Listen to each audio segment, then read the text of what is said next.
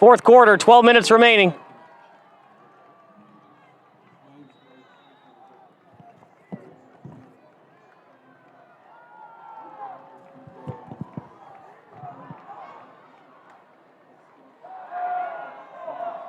Stepping up into the pass, Dolson.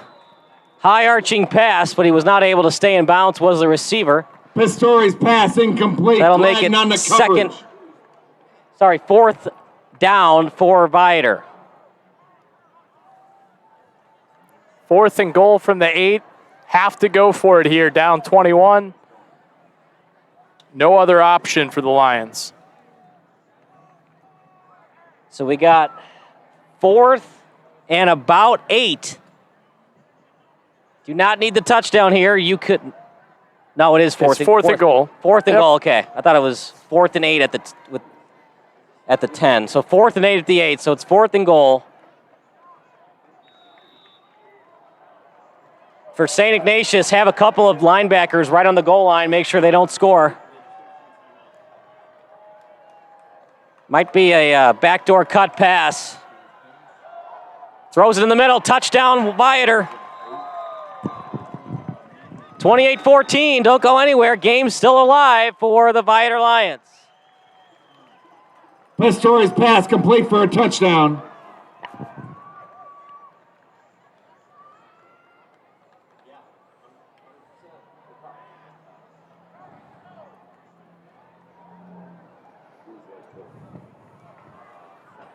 And now, because of that turnover, well, not turnover, but a bad punt. Gabriel Glotz on the kick. It allows Viator to not have to do the onside kick because they scored early on in the fourth quarter. Yeah, I'll be interested to see. I think most likely they won't do it. It's blocked. That's a live ball. Glotz kick. They're going to blow it dead. Wolfpack. Not in the IHSA to this point. It would be in college, Mike though. Glenn It would be a on the live ball block. in college. Now, if the kicking team had touched it first, Kemp on the but they recovery. didn't. Got to have the offensive team touch it first on a block kick. So that'll do it with 11:50 remaining. It's 28-13 Wolfpack, but Viator's back in it. At Kane County Stadium, 15 strikeouts, 1 walk, 1 error, and that's it. Color commentary, highlight reels, recruiting videos, and much, much more. Unlike our competitors, we zoom in on the action and always have a live scoreboard with a live.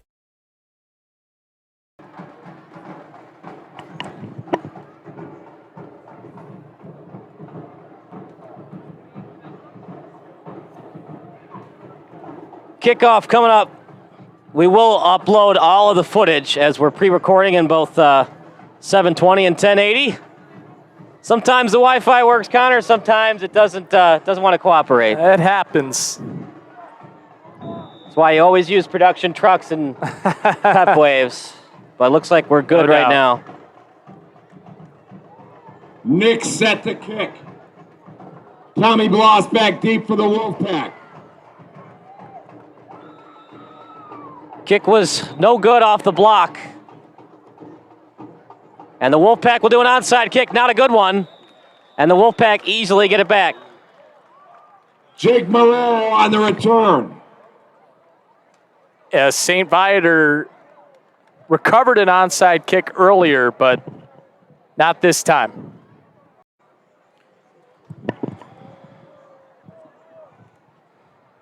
Wolfpack begin their drive at their own 48-yard line.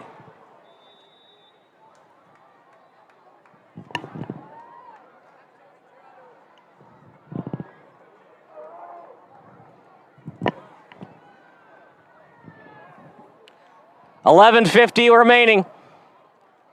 Ignatius with the ball. Up at the right guard, and it's going to be a gain of about 2. Real guy on the carry.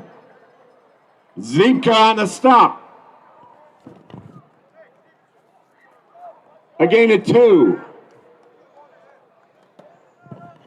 2nd and 8 for the Wolfpack from midfield.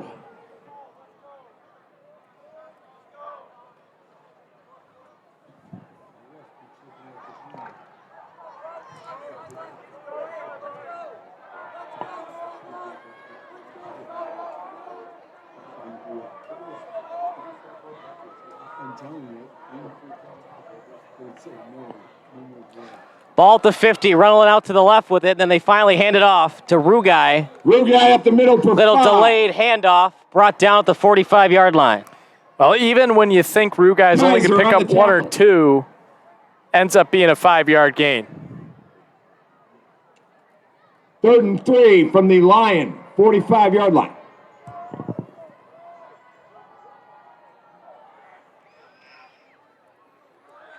.10:38 remaining in the fourth quarter. Ball at the 45.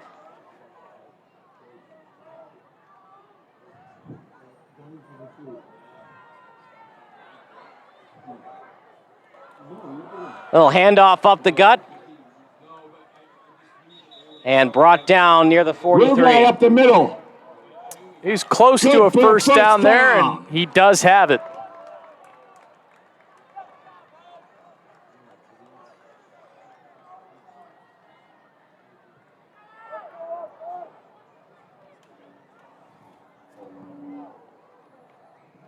.10:02 remaining.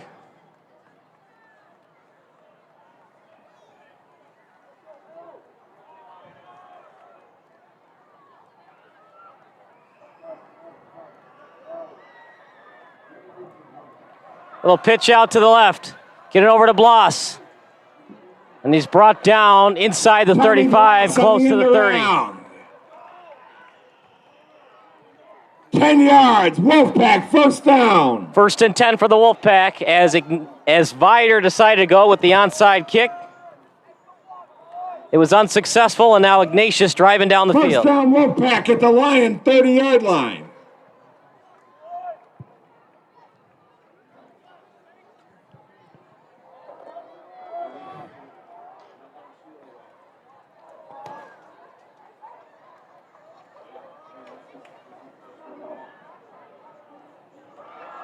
Run up the gut. Gets a gain of about 2. Under 9 to go. And a carry, a gain of 3. Ball was to Rugai.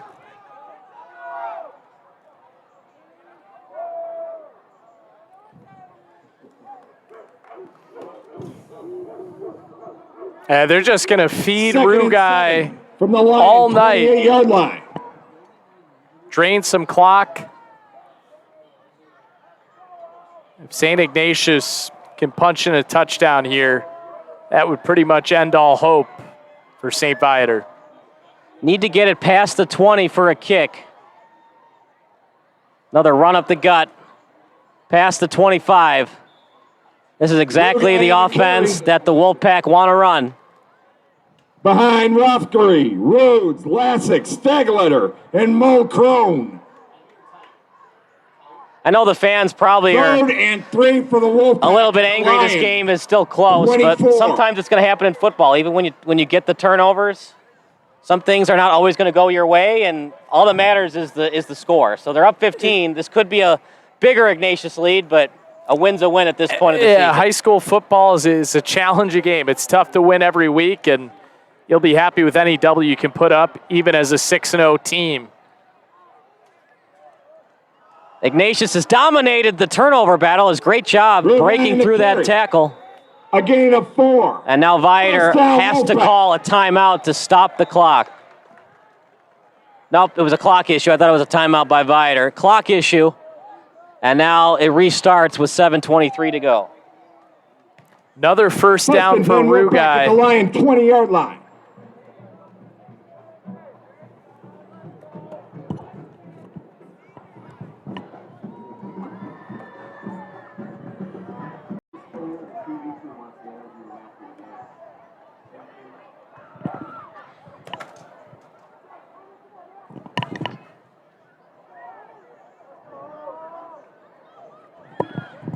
Pitch play to the right, fumble, and Malloy falls onto it. Loose ball recovered by Jack Malloy. You surprised Viator hasn't called any timeouts left? Well, yeah, I think it's still a little early. Lost down of by 6, 2. second down and 16. They just got to prove that they can get a stop here against St. Ignatius.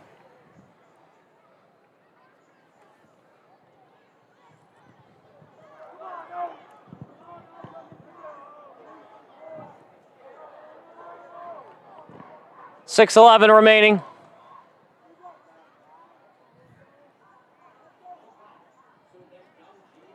Run up the gut. Actually, no, Petro, what a fake. I thought he actually handed it off.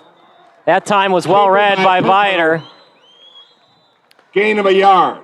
Now the timeout for St. Viator. First timeout of the second half is Timeout. Viator thinks they have the ball, but he clearly was down before Juan Rivera was able to cover it up. So timeout, Viator. We'll take a timeout as well. It's the Lions against the Wolfpack here on SBF. Sports Broadcast Solutions is a broadcasting network for everyone. We broadcast sporting events for people of all ages, including adult leagues, high school leagues, and kids. Complete with professional-looking graphics, broadcasters, color analysis, and commercials. We do pre- and post-game interviews with the players. In addition, Sports Broadcast Solutions does highlight films, including college recruiting reels, highlight films you'd see on sports news programs, and just simply highlight films for fun. Sports Broadcast Solutions also provides raw footage and live streams if you'd like. Subscribe to us and listen to our professional talk videos about relevant topics in the pro and college ranks. Whatever your sports broadcast needs, contact us at sportsbroadcastsolutions.com and become part of the digital world.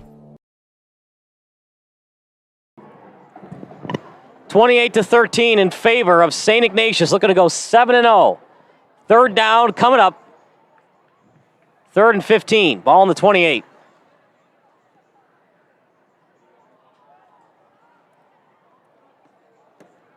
Third and 15 for the Wolfpack from the Lion 25-yard line. Yeah, they'll spot at the 25. They gave him forward progress.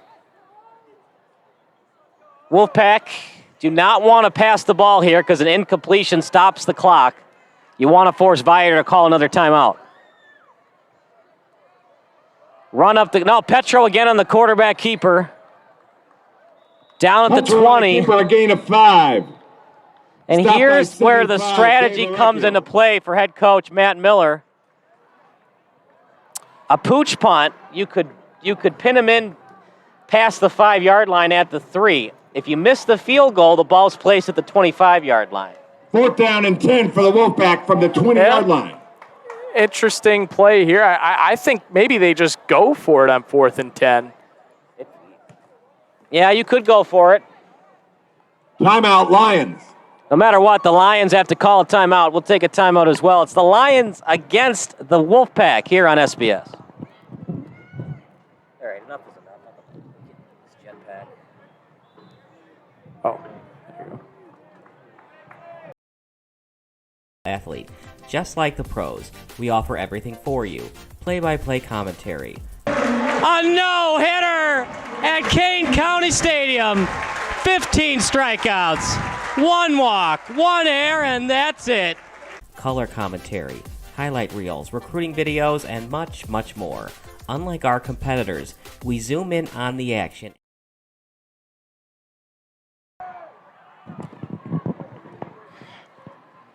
Field goal coming up. Bestree's kick is good, just barely. Gets through the uprights. And Bestree, with a huge kick, ices the game, you would think, for St. Ignatius. Yeah, huge kick. 5:43 left on Friday night.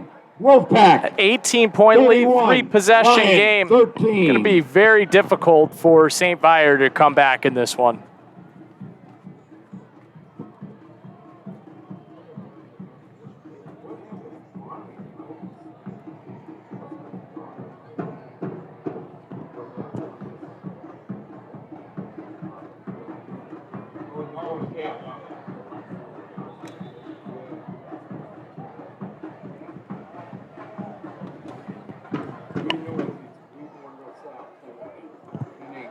Now the public schools are the ones scoring it, and the Catholic schools are the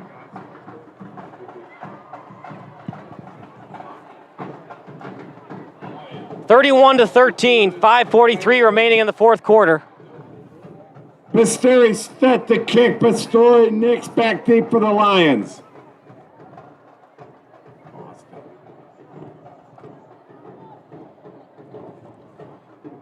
Austin back deep for the Lions.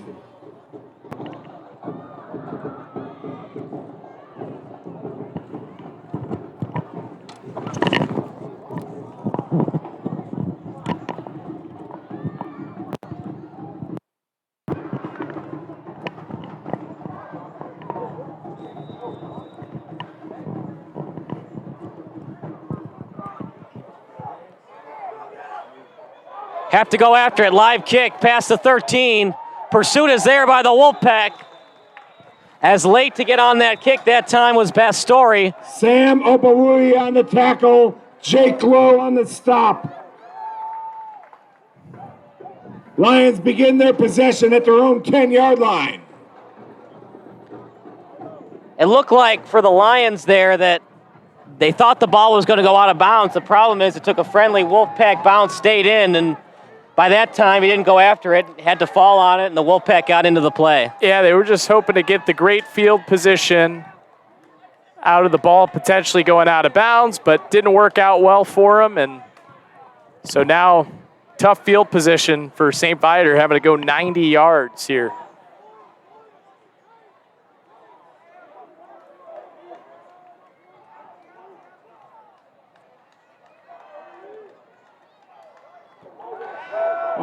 On his back foot.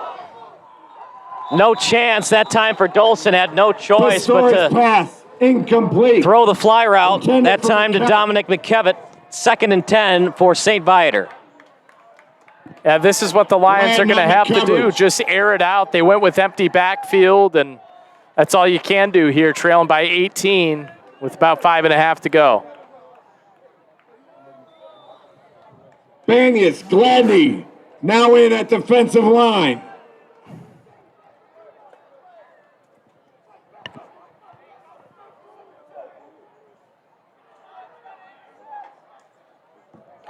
Shotgun formation, empty backfield, bad throw. That time it's on Dolson. Pass intended as the pass intended for Nix. On his side, no choice for Dolson as the pressure was there, but Nix could not make the catch as it was on his side, away from him. So now 3rd and 10. St. Ignatius has done a great job defensively. They know the pass is coming, and they've defended it very well, getting pressure on Charlie Dolson all night. Really, both touchdowns were not St. Ignatius defense's fault. One was a kickoff, the other a bad punt that pinned the Wolfpack deep in their own 25. On the run, passes there. Immediately hit off the completion. Pass complete. Torado on the tackle. No gain. No gain. That makes it 4th and 10. Lions from their own 10-yard line. I don't know why you would punt down 18, but.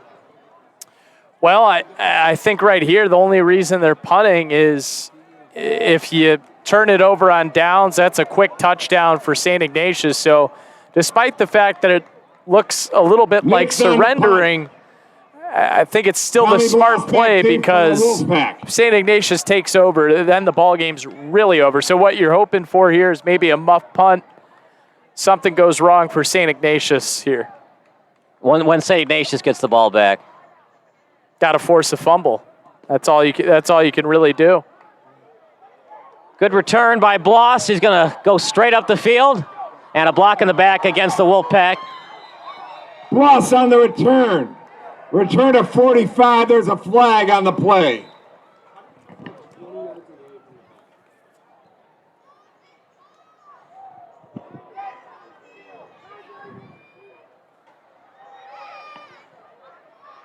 Pretty clear block in the back, as you said, Kyle. Set up that room for Bloss.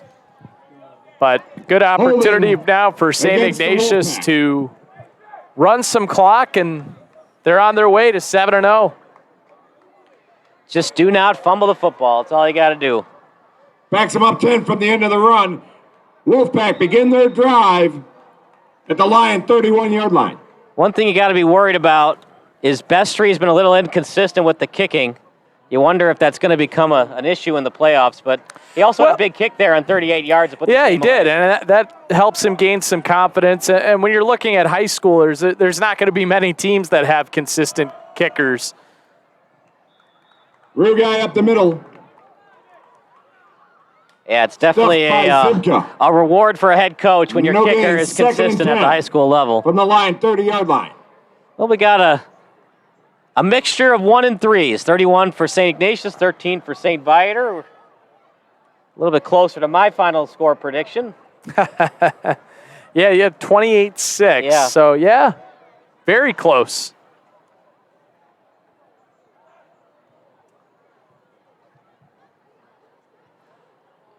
Petro wisely just taking his time, letting that clock dwindle. Run up the gut to Rugai as he gets Rugai close to the carry. 20-yard line. Gain of 8, down to the 22.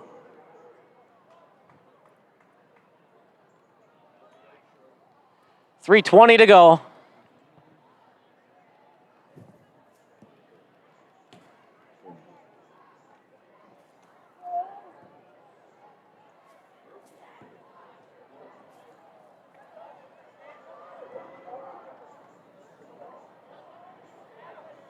Rugai in the backfield. Running it up to Vinny Rugai again, past the 20, near the 15. Carry, up the middle. Gain of 5. That's the final First down, timeout. Wolfpack. Well, I thought they were going to call a timeout. That's just the signal again as we're having clock issues. They'll restart the clock after the first down.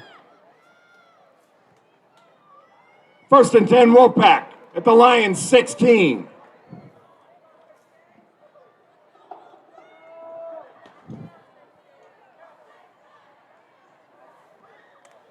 Viator was actually pretty good defensively tonight. Just could not avoid the turnovers. Another run up the gut. Jake Lowe up the middle. A gap, and Jake Lowe attacks it well. Rivera on the tackle. Gain of 6. 2nd and 4 at the Lion 10-yard line.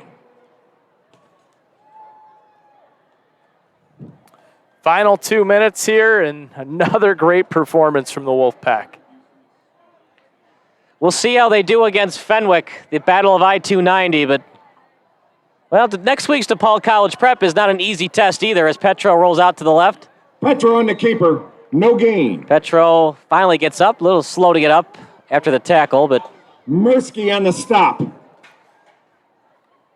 Well, if Viator had gone for it, it would have been interesting. 4th and 10 at their own 10.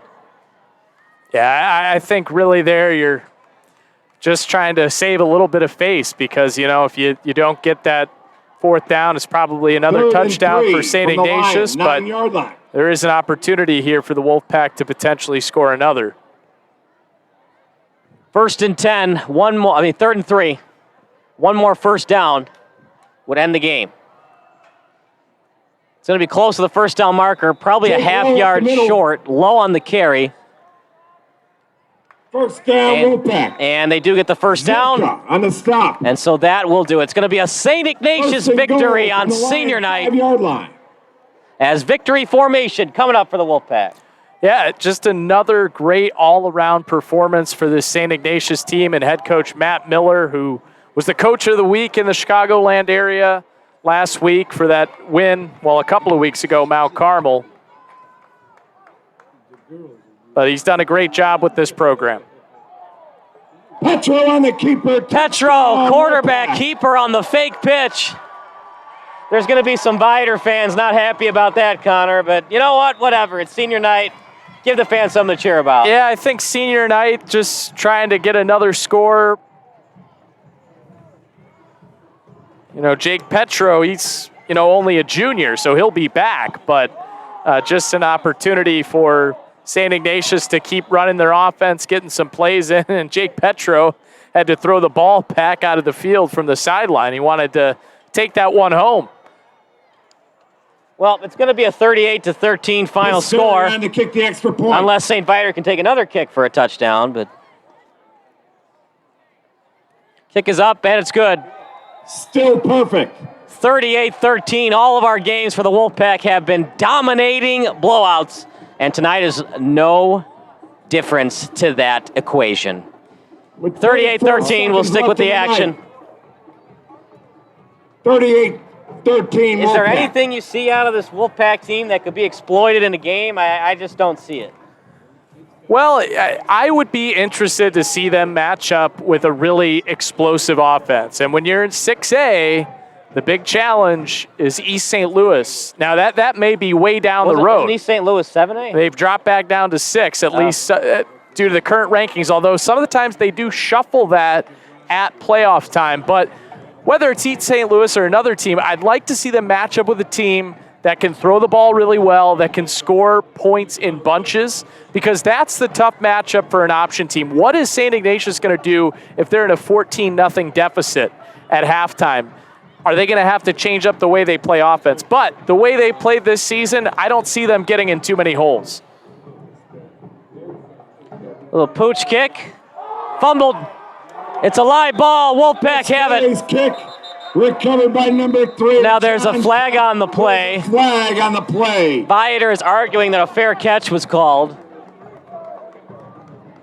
I don't know why you'd call a fair catch down by 25 points, but it was up in the air long enough to call it.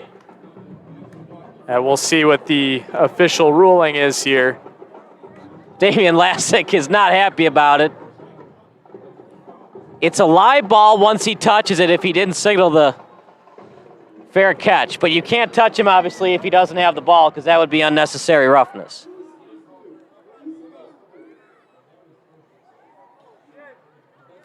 If a guy's going for the ball, it's not a block, so you got to wait till he gets the ball, or you go after the ball. You can't tackle him when he's going after the ball.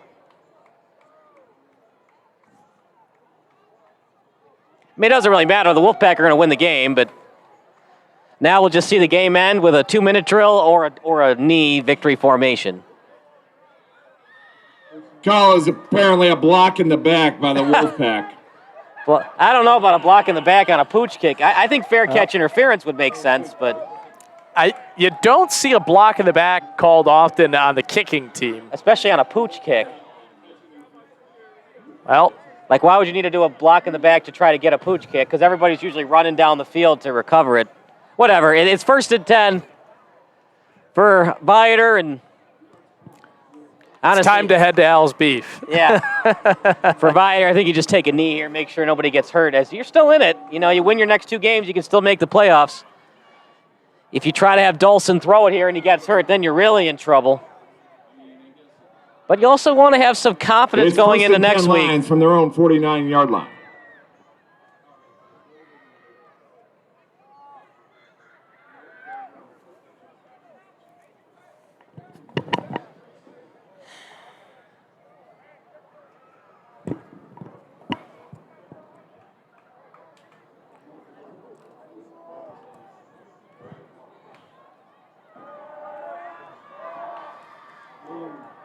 Another fumble, but that should be an incomplete pass, as it is. It was intended for number 9. It was Bauer. intended for Bauer. I was surprised they didn't use Bauer more this game. He had a couple of nice catches in the first half. Woulda, coulda, shoulda, but yeah, it's just been a tough night offensively for St. Viator. I mean, it's been a tough night offensively for every team that St. Ignatius has played. It has. Except for Marmion. It's like for your alma mater.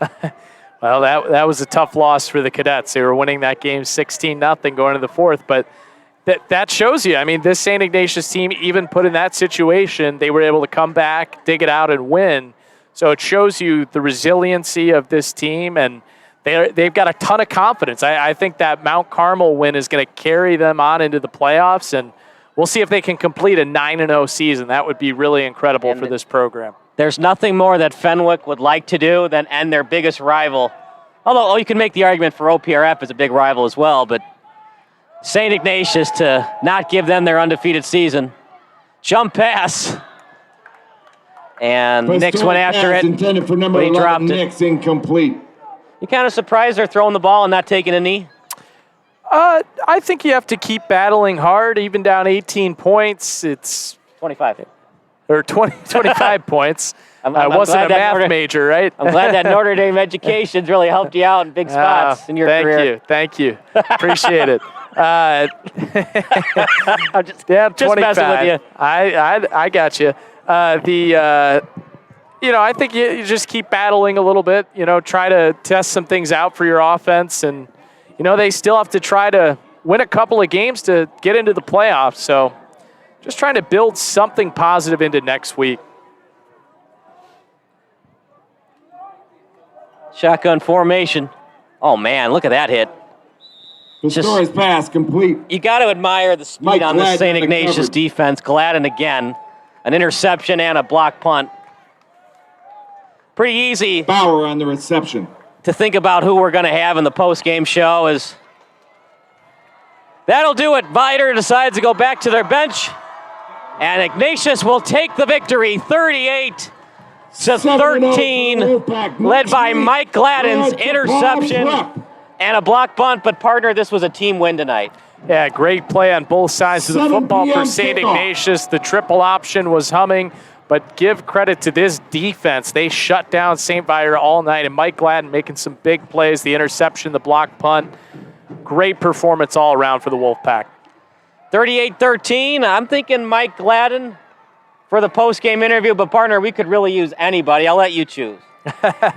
We'll figure it out. We'll see what happens after, but Mike Gladden, certainly a great game and a great night for the Wolfpack. 2 wins away from an undefeated regular season. And they got the playoffs too. Could they be 14-0 and a state champion?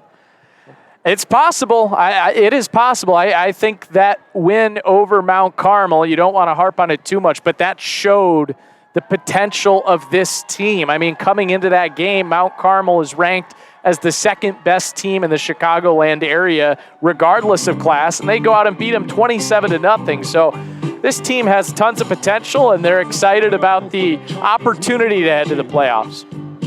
And what's great about that Mount Carmel win is Mount Carmel, a spread offense, so you're wondering what a spread offense would be able to do against St. Ignatius. Defense shut them out, 27-0. So really, any team that comes in here, spread offense, we saw with Viator today, a decent spread offense team. Mount Carmel, a great spread offense team. Nothing's working. I think it's right, partner, unless a team like East St. Louis that has a no-huddle offense with quick passes or can get the ball down the field in tight coverage can beat this team. Other than that, there's a good chance Ignatius could go 14-0, assuming they beat DePaul College Prep and Fenwick. Yeah, I mean, they got to finish out the season, finish it out on a strong note, but this program's really humming along. Best season in program history. Pretty much have already clinched that, but they want more than anything to get a few wins in the playoffs and potentially a trip to the state championship. So we'll see who we have in the post-game show. We're also going to try to get Mr. 1954 alumnus. We'll see if we can get him. But for now, it's 38-13 Wolfpack as we go to the post-game show here on Sports Broadcast Solutions. Sports Broadcast Solutions is a broadcasting network for everyone. We broadcast sporting events for people of all ages, including adult leagues, high school leagues, and kids. Complete with professional-looking graphics, broadcasters, color analysis, and commercials. We do pre- and post-game interviews with the players. In addition, Sports Broadcast Solutions does highlight films, including college recruiting reels, highlight films you'd see on sports news programs, and just simply highlight films for fun. Sports Broadcast Solutions also provides raw footage and live streams if you'd like. Subscribe to us and listen to our professional talk videos about relevant topics in the pro and college ranks. Whatever your sports broadcast needs, contact us at sportsbroadcastsolutions.com and become part of the digital world.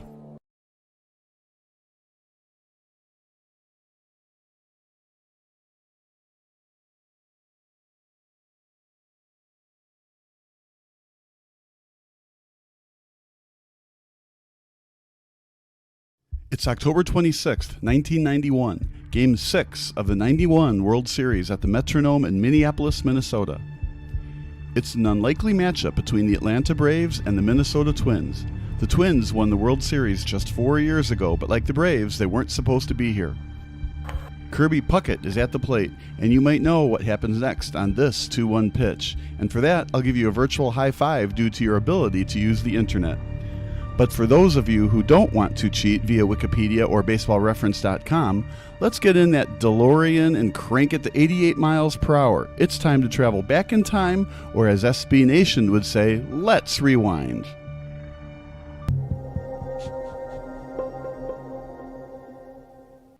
The 1991 Fall Classic was far from straight chalk when it comes to the gambling mindsets of sports bettors. According to TampaBay.com, the Braves were once 250-1 odds-on favorites to win the World Series. If you bet $100 on the Twins in spring training, that was a great bet, as they were 100-1 odds to win it all. In fact, both teams finished in last place in their respective divisions the year prior. The Braves were actually in the National League West back then, and although they'd be dominant in the later part of the decade, the beginning of the 1990s wasn't friendly to Bobby Cox's team. The first year of the 90s saw the Braves finish the regular season at just 65-97, but general manager John Schuerholz saw something in Cox, and the fiery skipper became the head honcho on June 23, 1990, replacing Russ Nixon.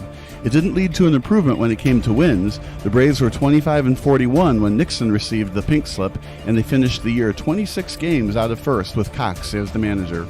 Still, the players seemed to respond to the 50-year-old skipper the next season. The Braves were notably better, but a World Series appearance still seemed very unlikely on July 11th. A 500 record at just 40-40, the Braves were on the cusp of being sellers at the trade deadline. But then something happened. The Braves just refused to lose.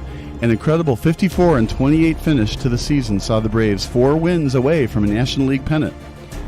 They clinched the division on the second to last of the season, with the Braves remaining in first place from September 20th until the clincher on October 5th. The stunned Los Angeles Dodgers couldn't believe it. How could a Braves team who were at 500 practically halfway through the season keep them from an NL pennant? As for the Braves themselves, next came the Pittsburgh Pirates, led by Silver Slugger Barry Bonds. If the regular season was crazy enough for Atlanta sports fans to start believing, the 1991 National League Championship Series was something we probably won't ever see again. 4 shutouts took place in the series, including 3 1-0 shutouts. The Pirates were the heavy favorites to advance to the World Series. A 98-win team, the Pirates won the division by an easy 14 games. John Smiley won 20 games for the Buccos, the last time a Pirates pitcher won 20 games during the 20th century. Doug Drabick was the reigning NL Cy Young Award winner, and with Bombs and Bobby Bonilla still in the primes of their careers, there's no way that Bobby Cox's Cinderella story could still wear their gold slipper going into the championship round, right? Wrong. Tom Glavine, the 1991 NL Cy Young winner, was on this Braves team, but he actually underperformed in the series. Game 1 went to the better-seeded Pirates, a well-deserved 5-1 win to the higher seed as the Pirates scored the game's first 5 runs. Glavine was the loser in this one by walking 3 batters and giving up 4 unearned runs. Atlanta's David Justice hit a leadoff homer in the top of the 9th inning, but it was just too late as the Pirates took a 1-0 series lead. The Braves found a way to split the first 2 games at Three Rivers Stadium, with Steve Avery leading the way to a 1-0 shutout. Game 3 was all Braves. A 10-3 win as John Smoltz was the much better pitcher in the Braves' first home playoff game in nearly a decade. But games 4 and 5 were won by the Pirates, including a seemingly back-breaking 1-0 shutout victory in Atlanta. Zane Smith led the way for Pittsburgh in Game 5, and with their backs against the wall, Atlanta had to somehow win both games on the road to make their first World Series since arriving in the capital of Georgia. The Braves just wouldn't let their dream season die. Not only that, but they held the Pirates scoreless for the last 22 innings of the series. From the top of the 6th in Game 5 until the final out in Game 7, the Pittsburgh Pirates couldn't muster a single run. A 1-0 crushing defeat in Game 6 saw the Pirates 1 win away from elimination, and after the Braves scored 3 runs in the top of the first inning during Game 7, the Buccos offense went ice cold down the stretch. Steve Avery stole the show. He didn't give up a single run in his 2 starts. 16 2/3 innings pitched for the young stud on the mound, and he of course won NLCS MVP. But the Braves weren't the only weird newcomer to the postseason party. Just 4 years earlier, the Minnesota Twins were World Series champions. Gone were the days of Harmon Killebrew and Rod Carew, but these new Twinkies were still fan favorites. Kirby Puckett, a former junior college player, led the charge in center field. But interestingly enough, not a single player on the Twins had 100 runs batted in during the 91 regular season. The Twins weren't a team known for power. Puckett only drilled 15 homers in 1991, a huge contrast to the 1987 squad when he hit 28 homers. The 1991 Twins were scrappy, annoying, and hard to beat. Designated hitter Chili Davis was the only Twin with over 25 home runs, and the lone 20-game winner on the pitching staff wasn't future Hall of Famer Jack Morris. That distinction went to Scott Erickson. Still, the Twins cruised to an AL West Division title by commanding 8 games. And after dismantling the Toronto Blue Jays in just 5 games during the ALCS, it looked like the Twins had the upper hand for the 1991 World Series crown. After all, the Braves barely squeezed into the World Series, while the Twins looked like the far more superior team. But the World Series started anyway, with Cox proving to the rest of the world that he would become one of the game's all-time great managers. Down in an early 0-2 hole, the Braves looked like a completely different ball club when they flew back to Atlanta. 3 straight victories at the old Fulton County Stadium, including a 14-5 convincing victory over the seemingly unbeatable Twins, put the Twins in major trouble. Just like that, Tom Kelly's squad looked all but done. The problem was, they weren't. Plus, they still got to go back home for Games 6 and 7, assuming they could force a Game 7. The 1991 World Series became one of the all-time greats, and Game 6 was no exception to the rule.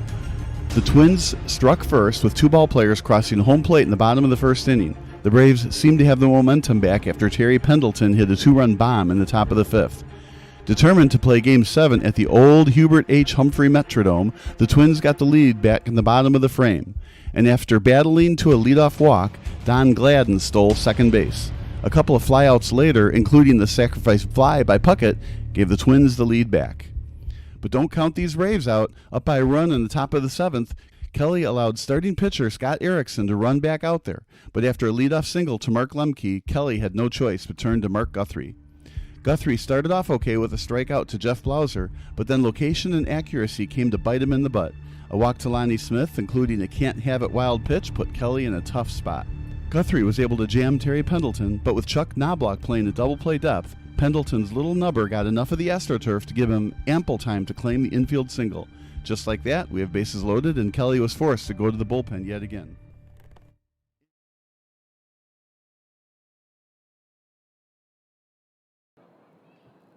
Welcome to the post-game show presented by St. Ignatius College Prep Athletics. I'm Connor Klingen, joined by senior cornerback Mike Gladden. Mike, huge game for you tonight. Interception, blocked punt, and a blocked PAT as well. Take us through those 3 plays. Well, you know, on the blocked punt, they lined up pretty tight. Tony Tirado was lined up next to me, one of our outside linebackers. He did a great job of sealing their tackle inside, and he let me go run free and block the thing. Interception, it was a double pass, a bubble. We didn't see it on the film. Our guys did a great job of reacting. We got some pressure to the receiver on the bubble, and luckily I was there to make the play. And the field goal, me and Tirado, we switched last second, and he did a great job of sealing it inside, so I had room to come off the edge. I'm sure you've had some interceptions in your career, but was that the first time you blocked any kicks? No. I had a block against Marmion, but we've been practicing it all week. We've been diving on pads and having a lot of fun with it, so it was great for the guys to get there. Some big plays on defense and special teams. What gives you that nose for the football? Well, our coaches always say, we can't be lazy on special teams. We can't be lazy. They like to tear into us when we jog, and we're gonna run. We're gonna run. If I get caught jogging, or any of the 11 guys on the field get caught jogging, we're gonna make up for that by running in practice. So, Mike, you're a senior. This team is now 7-0, perhaps the best in St. Ignatius history. What does it mean to get this win on senior night and improve to 7-0 with your senior classmates? It means a lot. It means a lot to these guys. We've made a lot of strides since last season. We've never really seen this type of success. It's a really exciting time. We're hoping that this can encourage even more young football players to come out and play St. Ignatius football. So we're excited for the future. 2 games to go and the playoffs to follow. What are the goals and what is the mindset for this team in the final stretch of the season? I think the goal right now is to stay humble and keep our ego in check, because any one of these teams is more than able to knock us off. And we know that we have a target on our back, and we got to just keep playing hard. Right kind of attitude to have, a 7-0 team. Mike Gladden, a huge night, the interception, block punt, and the block PAT, helping St. Ignatius to a 38-13 victory over St. Viator. For my partner Kyle Smith and our cameraman Mark Forden, I'm Connor Klingen saying so long from St. Ignatius and have a great night.